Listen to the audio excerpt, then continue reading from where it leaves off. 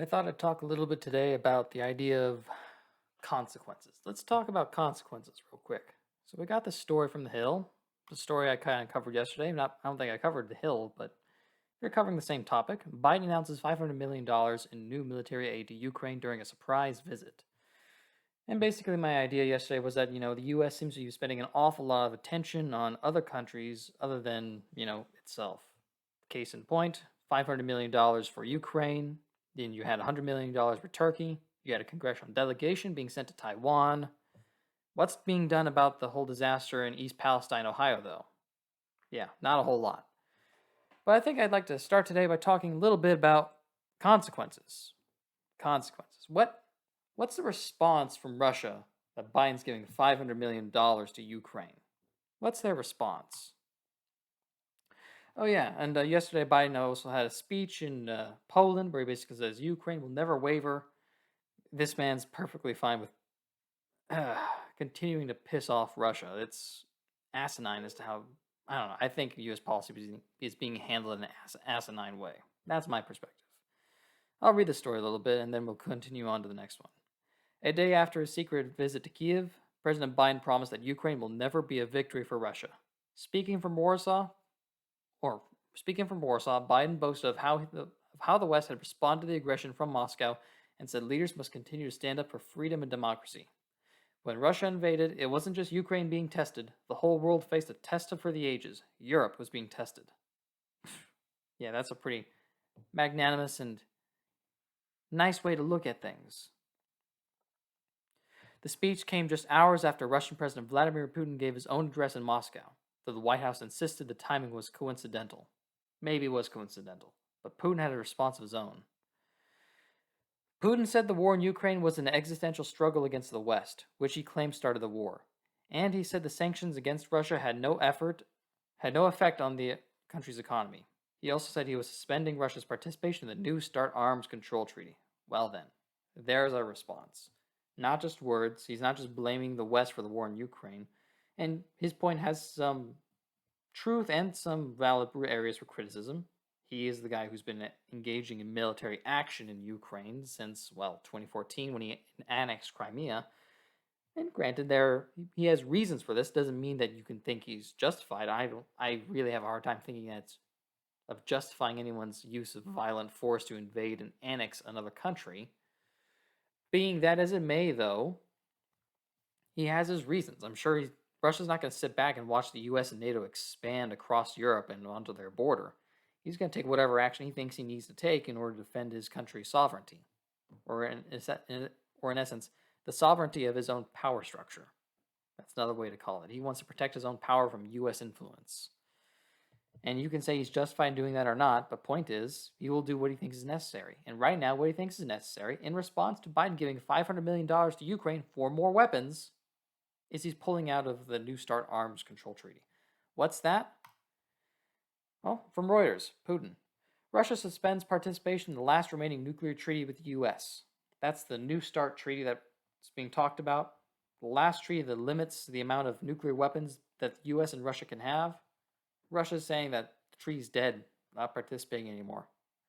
So that means that they can have as many active ICBMs and other nuclear weapons as they basically want. President Vladimir Putin said on Tuesday that Russia was suspending its participation in the New START treaty with the United States that limits the two sides' strategic nuclear arsenals. Putin stressed that Russia was not withdrawing from the treaty, but the suspension further imperils the last remaining pillar of arms control between the United States and Russia, which between them hold nearly 90% of the world's nuclear warheads, enough to destroy the planet many times over. So if you assume an even amount of nuclear warheads for Russia and the US, that's 45% of the world versus 45% of the world, basically 50% of the world's nuclear armaments held by the US and Russia. And now Russia's basically saying, we're not participating in this anymore. We're done. Yeah, I don't know. That kind of makes me feel a little less safe. It's not exactly a good sign, not a sign that things are calming down. It's a sign that things are escalating. Things are getting worse. Yeah, so that's what Putin had to say, and he had a couple more articles. Putin, or from CNN, and then from The Guardian, basically saying the same thing. Now let's look at this other article from NPR. Putin and China's top diplomat pledged to strengthen ties. February 22nd. So literally today. The other article I just read from NPR yesterday. So what happened today? Russian President Vladimir Putin met China's top diplomat in Moscow on Wednesday. According to a Chinese statement following the meeting, the two sides lauded their cooperation and pledged to strengthen their coordination. China maintains close ties with Russia and has never condemned the invasion of Ukraine. But Beijing says it wants there to be a political solution to the war. And Chinese Politburo member Wang Yi told Putin on Wednesday that he appreciated Russia's affirmation of its willingness to resolve the issue through dialogue and negotiation. He said China would play a constructive role. So that's fantastic.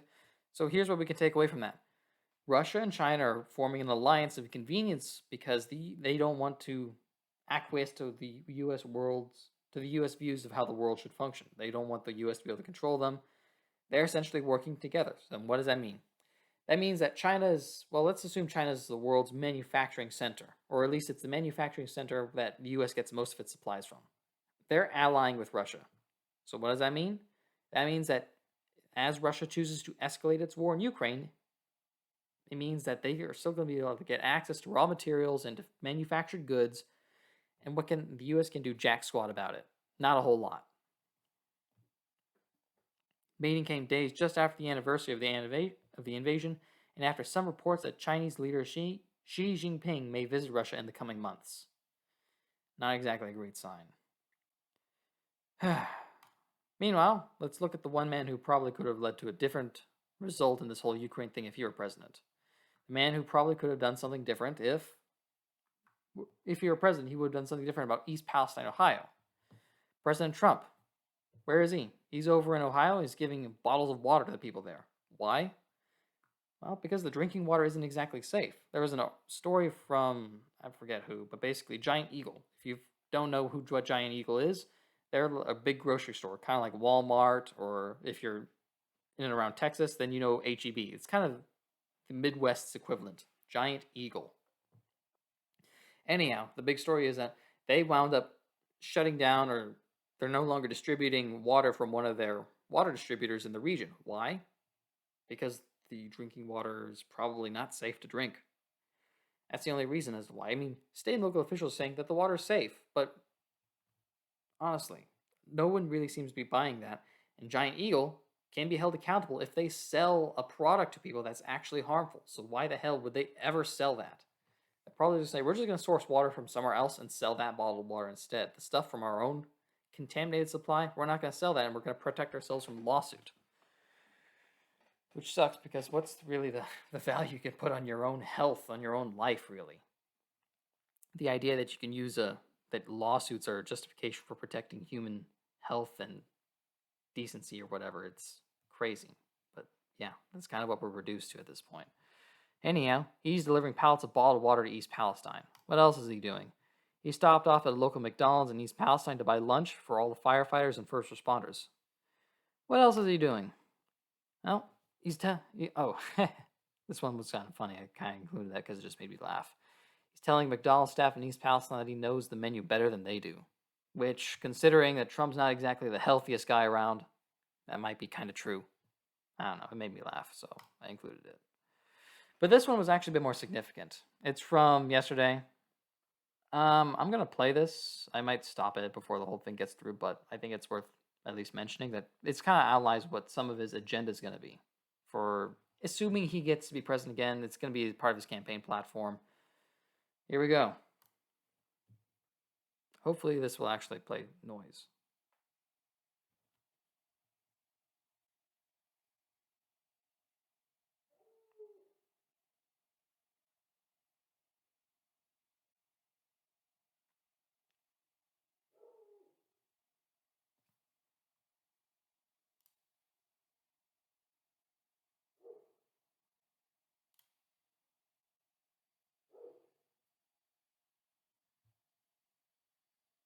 Nah, I don't want to sit and listen through the whole thing.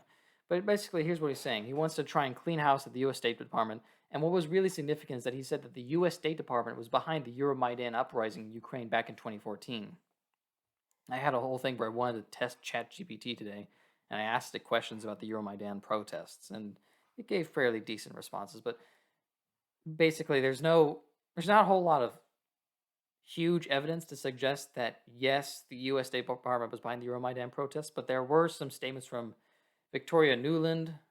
She made some statements that implied that the U.S. was considering something of sparking protests in order to get rid of the duly elected Ukrainian president at the time.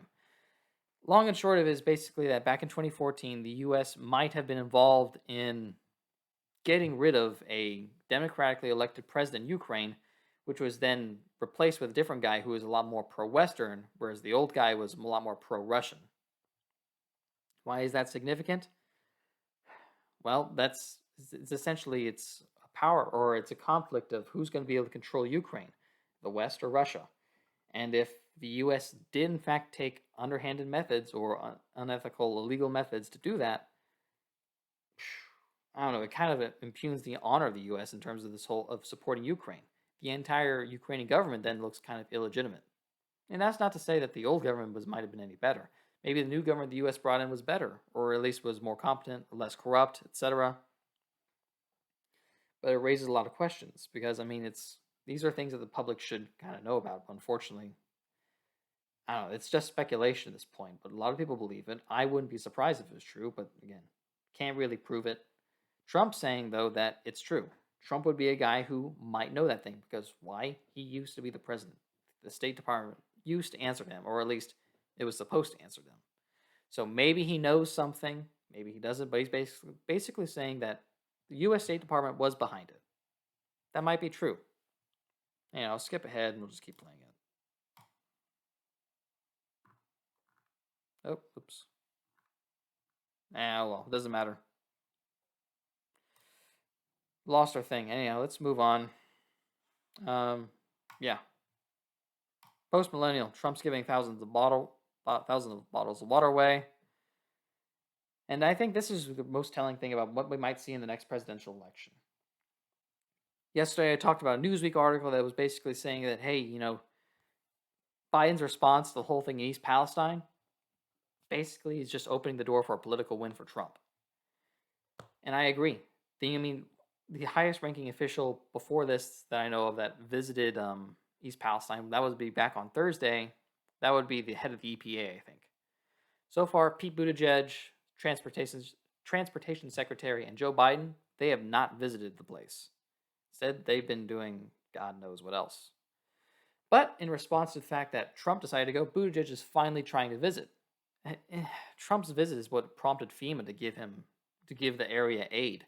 Although their aid was just a crew, probably to help coordinate the disaster response. Didn't see any dollar figures or any money. So that's, it's the cleanup effort is going to be expensive. The people whose property values have been severely affected are probably going to need some sort of financial compensation. The people who are going to have health problems because of the chemicals that got spilled, they're probably going to need compensation. The people whose livestock died because chemicals started getting burned, they're going to deserve compensation. So, money doesn't solve every single problem, but people are owed something for the damage that they've incurred. Yeah. Statement from Pete Buttigieg. I am planning to go. Look, I was mayor of my hometown for 8 years. We dealt with a lot of disasters, natural and human. What the hell does that mean? Saying that this is on the same scale as some kind of a natural disaster? Maybe you just have a wide variety of disaster experience in your small town in wherever you're from. Indiana, I think. But this is literally this might be the biggest environmental disaster of the decade, assuming we don't have a nuclear war that erupts in Eastern Europe. However, he gave no concrete date as to when he would be making the trip. Well, by the time you make the trip, it might look fine, so therefore you'll get a huge press coverage about how the area is actually great and there's nothing to worry about. Trump's going now. And I've seen some things from other reporters. Apparently, the area still smells like toxic chemicals. I don't know. I'm not there, so I can't really confirm that. State and local officials are saying that the water is safe to drink, the air is safe to breathe, but the people don't trust the government, and why the hell would they? So yeah, that's what's been going on. Crazy stuff, man. It's unfortunate the country's in this place, but what can you do? Anyhow, if you stuck around this long, thanks for listening. Please consider liking and subscribing. I do this as just a kind of hobby, so if you appreciate it, then it means a lot that you like what I have to say. Anyhow, thanks. Have a good one and stay safe. Bye.